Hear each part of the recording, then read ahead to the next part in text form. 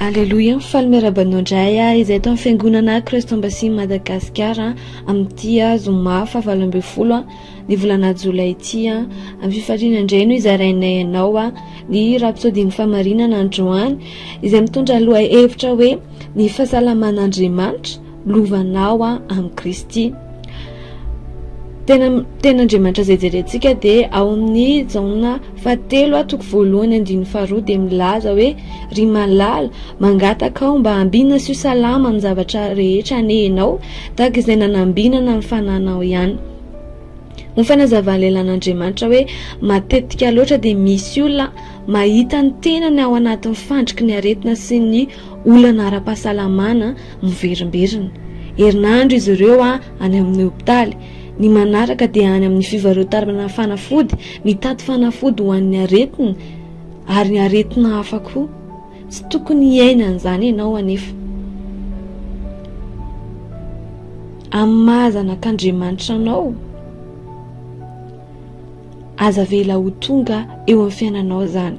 Aza vela Satana ilalao ny fahasalamanao, mitsampanao izy. Rehefa hita ny Satana fa manaiky ny soritra aretina madinidinika ianao dia mamelanao mafimafy kokoa indray izy fa manana fahefana amarana izany ianao. Amen. Tsarovy izay nolazain'i Jesosy tamin'ny Simona Petera hozy izy hoe ry Simona, indro Satana efa nilofo nitady anareo ho kororoana toy ny vary, nefa izao nangataka ho anao mba tsy ho levina ny finoanao. Ao amin'ny Luka toko faharoa amby roapolo andiny raika amby telopolo ka hatramin'ny faharoa amby telopolo ahitantsika izany tenan'Andriamanitra izany. Mario fantompo Jesosy tsy nilaza fa nivavaka izy mba tsy hakany Satana fanahin'i Petera, fa kosa mba ho tsy ho levina ny finoan'i Petera. Ny finoana ny fandresena izay entina maharesy izao tontolo izao. Ankehitriny afaka mamano ny olana ara-pahasalamana amin'izany ianao amin'ny filazana hoe ampy izay. Lavaka ny fiainana misy aretina sy fahalemena. Miazona ny fahasalaman'Andriamanitra aho satria manana fiainana mandrakizay. Mifaly amin'ny fahasalaman'Andriamanitra aho satria izany ny fiainana ananako ao amin'ny Kristy. Amen. Izany ny zavatra tokony ho lazainao. Vokatry ny tsy fahalalanao dia mety ho niaritra aretina ianao taloha. Tsy tokony hanana toerana eo amin'ny fiainanao intsony izany ankehitriny. Rehefa fantatro ny marina, ny olona sasany dia manana fahadisoana miezaka matory mba ampanginana ny aretina.